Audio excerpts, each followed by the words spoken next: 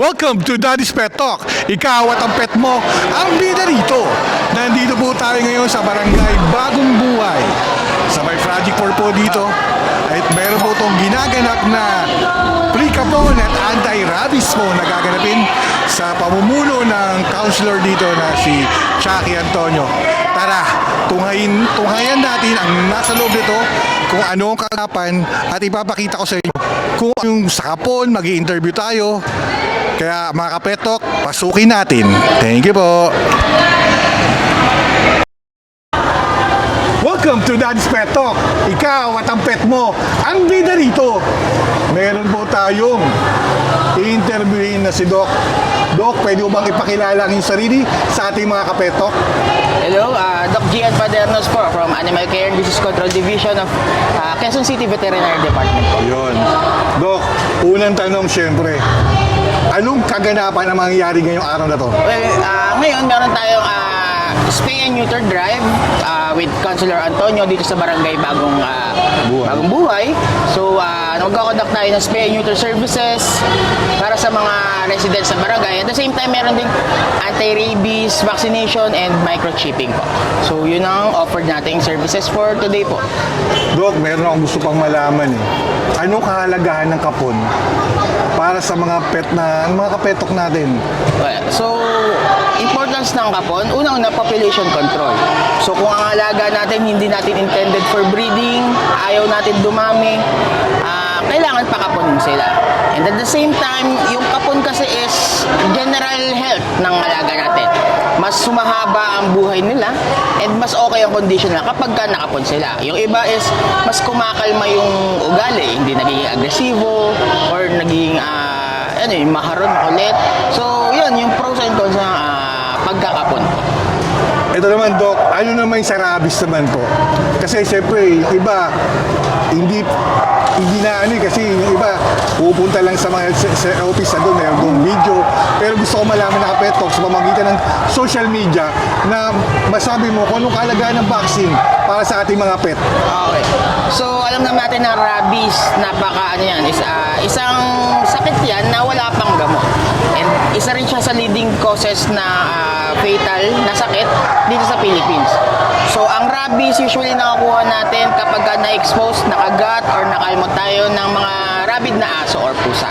So, ang importance nyan is kapag nabakunahan ng aso natin or pusa, mababa ang chance na magkaroon sila ng rabies.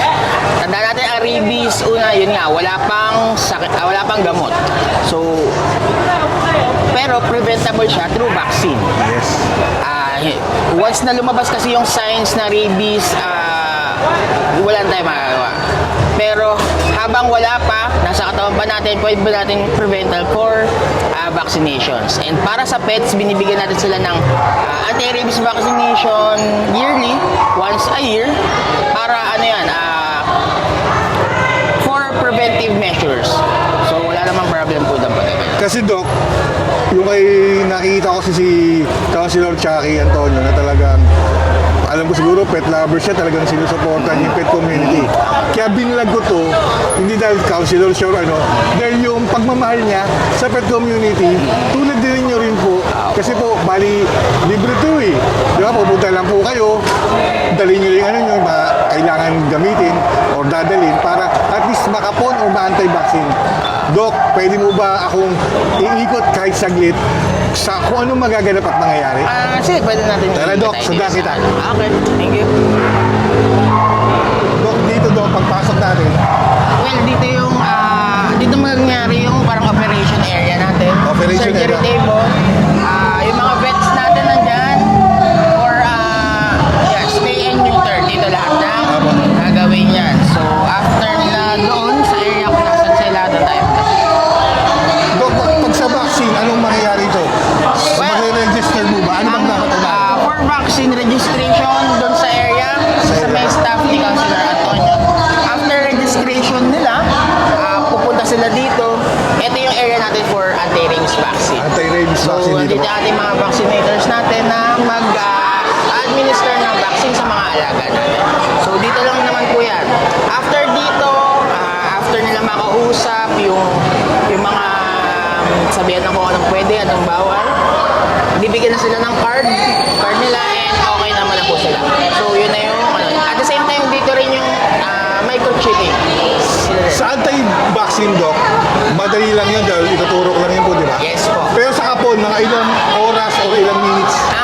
Sa kapun kasi, depende kasi yan kung gaano katagal. Yung procedure itself, kung female cats, medyo, ano na yan, mga 15 to 20 minutes, more or less. And sa male cats is mabilis lang. Kaya-kaya niya within 5 minutes. Pero yung recovery from the anesthesia or the ano is, yun yung medyo matagal. Case to case basis siya.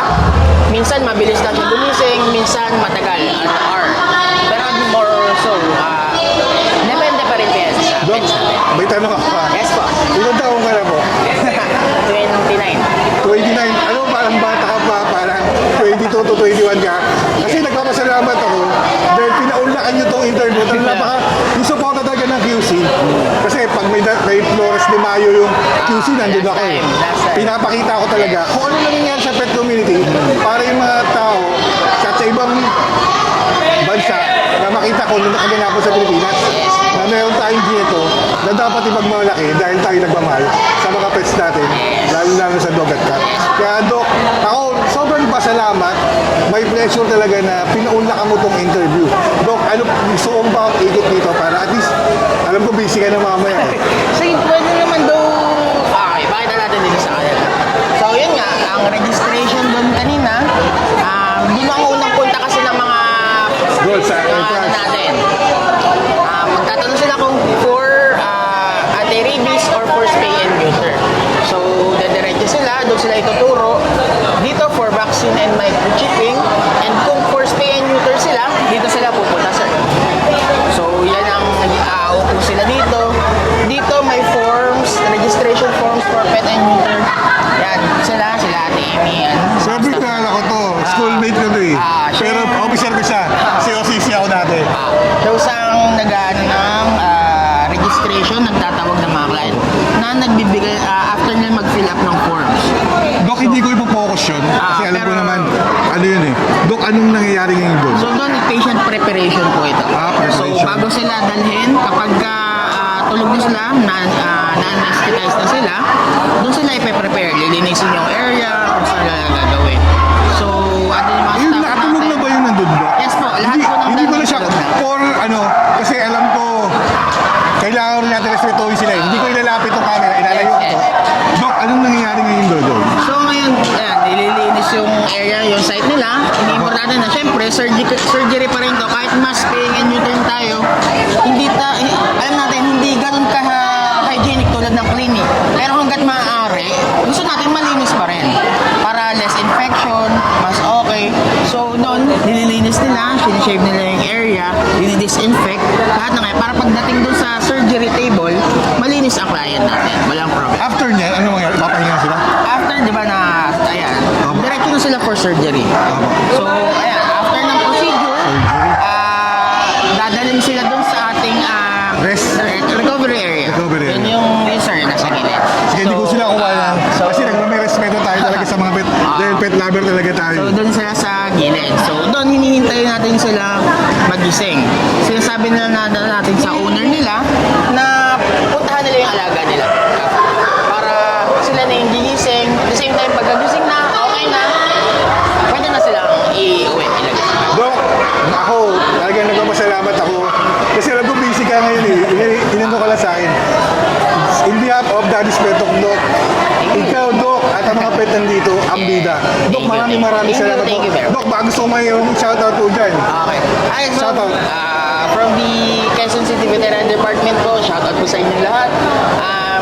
Maraming salamat po sa pagpapilit ng services namin. And sana supportahan niyo pa po kami sa kahit anong services namin. So, ayun po. Thank you po sa lahat. Doc, thank you ha. Thank you po. Parang pasay, batang-bata, hindi ka 29 years old. Maraming salamat, Doc. Thank you po. Thank you. Ikot lang ako, Doc. Sige po, sir. Thank you. Dito, mga pet talk, dito magpaparegister tayo. Yan sila, may mga dala sila sa mga pets. Siyempre, protection sa kanila, libreng kapon. Ito po yan, anti-rabies and microchipping requirements yan. Yan po yan. Yan, libre po yan dito. Tara, ikot tayo. Ayun yung mga pets nila. Hawak-hawak nila. Marami rin naman pumunta rito dahil marami mga pets. Ayan yung mga pets nila.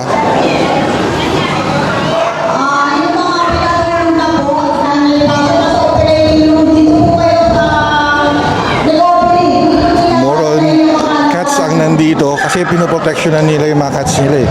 Kaya yan yung mga cats nila.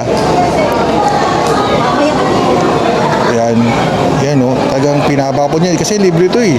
Kaya magiging magandang ano to na mura na to, libre pa. Punta lang kayo, dali nyo lang yung mga requirements. Ayan po.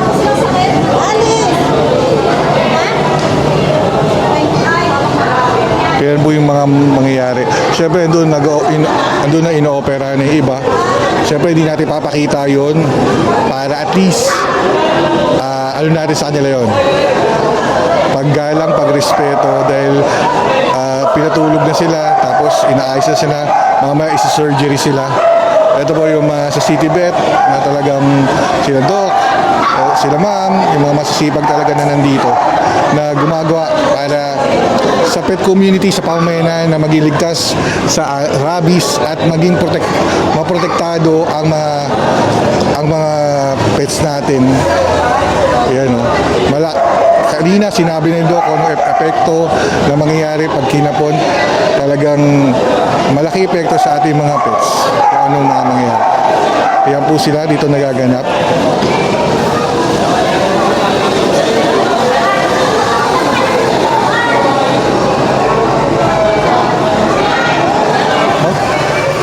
Welcome to Daddy's Pet Talk. Ikaw at ang pet mo ang bida rito. Ma'am, magandang umaga sa iyo, ma'am. Magandang umaga rin. Ako si Gemma. At ang alaga ko ay si Patek. Si? Patek. Bakit kayo pumunta rito? Gusto ko na siyang ipagapon kasi para hindi na makadami ng mga lahing iba ba? Opo. Male siya o female? Lalaki. Lalaki. Ito, kasi talagang maganda itong ginawa ni Sir Chucky ito. Talaga, kaya sumusuporta ako dahil libre ito eh. Yes. Pumunta ka lang dito, ma'am. Yun ang importante doon. Tumutulong talaga sila, lalo na yung City Vet sa pet community na maging maayos. Ma'am, mayroon ba kayo gusto masabi about sa pangyayari ngayon dito nagaganap sa barangay niyo, ma'am? Unang-una nagpapasalamat ako kay Chucky dahil sa ganito ginawa niya. Nakatulong po talaga siya ng marami sa mga, lalo na sa mga owner ng mga pusa, aso. Sa City Vet talaga. Sa City Vet, oo. Yun lang, maraming salamat. Ma'am, thank you, ma'am. Pinaunlakan niyo itong interview ko, ma'am. Thank you po. Welcome to Daddy's Pet Talk. Ikaw at ang pet mo ang bida rito. Sir, pwede mo bang pakilala sa sarili mo? At syempre yung mga dala mo ngayon dito. Yes guys, ako pala si J. Lord or Kasaha. At ito yung mga 4 babies ka na talagang mahal na mahal ko. Ito si Akila. Si Akila. Si Akila, 11 years, 11 months. Si Mimoy, 11 months old. At si Ai ng 8 months old. Tapos may dalawa ka pa ron eh, May no? dalawa pa ako doon na 4 months old. Bakit mo dinala sila rito? Dinala ko sila dito para ma-protectionan ko sila siyempre. Natural yun sa lahat ng mga 4 babies. Hindi lang yun kung magbuhos ka ng pagmamahal sa kanila, lubusin mo. So, ibig sabihin, kailangan nila ito to protect on themselves. Mas maganda yun. At saka masave mo din yung mga iba na nasa kalye. So, isang pusa lang ang makapon mo, you save hundreds of stray cat. Ano mo sabi mo sa ginawa ni Sir Chucky, Councilor Sir Chucky Antonio, at syempre na City Vet ng Quezon City, na tumutulong sa pet community? Ito yung hinahanap ko sa isang politiko na nandoon yung puso, yung tunay na pagmamahal, hindi lamang sa mga tao, especially sa mga ganito. Kasi sa atin mga tao, kailangan tayo ng pusa at aso para sila mabuhay. So sa ginawa ni Sir Chucky Antonio, sobra-sobra sir, I salute you. Talagang nagsusubaybay ako lahat ng project mo regarding sa mga animals. Kaya sobrang thankful sir. Ang laking ambag ito sa aming mga 4 babies. Talagang malaki, lalo na ikaw, ang dami mong cats. Sobrang. Kumbaga kasi libre ito, pupunta lang kayo, talagang agahan nyo lang para ano. Kasi malaking tulong to para sa inyo. Kaya alam ko, sobra rin ang pagmamahal sa mga Tama pet. po. Sana sir, gabayan kayo ni Lord. Tuloy-tuloy nyo lang ito. This is the best na ginawa nyo.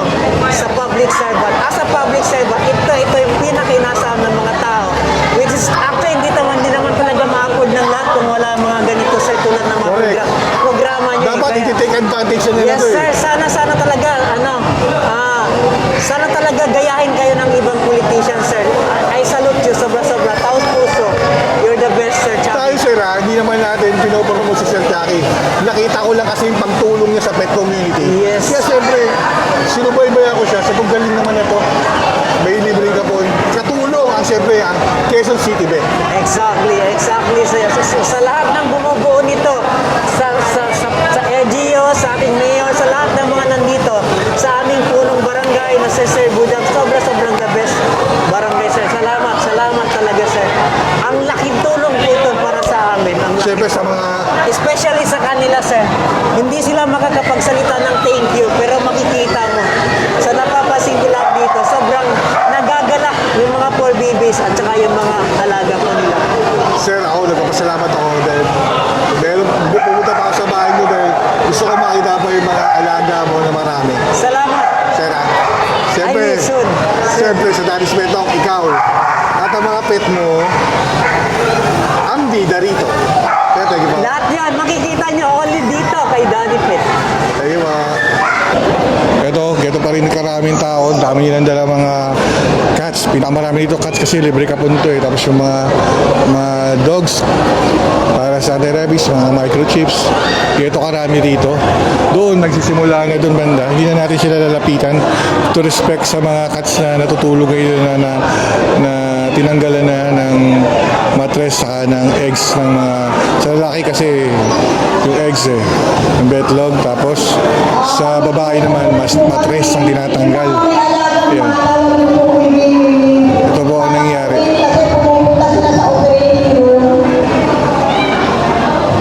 Ito po yung mga aganapan ngayon.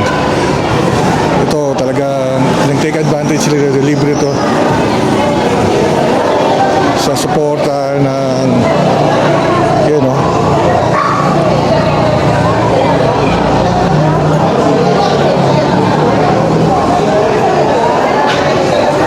Kaya kung may namatay man ng nakaraan, hindi nila kasalanan yun. Kung may kasalanan nangyayari.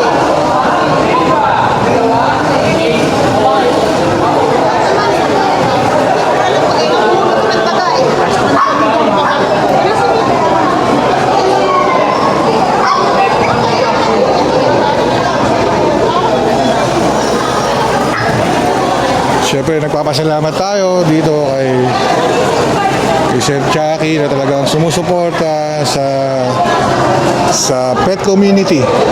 Nakita nyo naman yung free ka po ng anti-rabies and microchips. 9 a.m. to 12 p.m. lang to dito sa bagong buhay covered court na sa may barangay.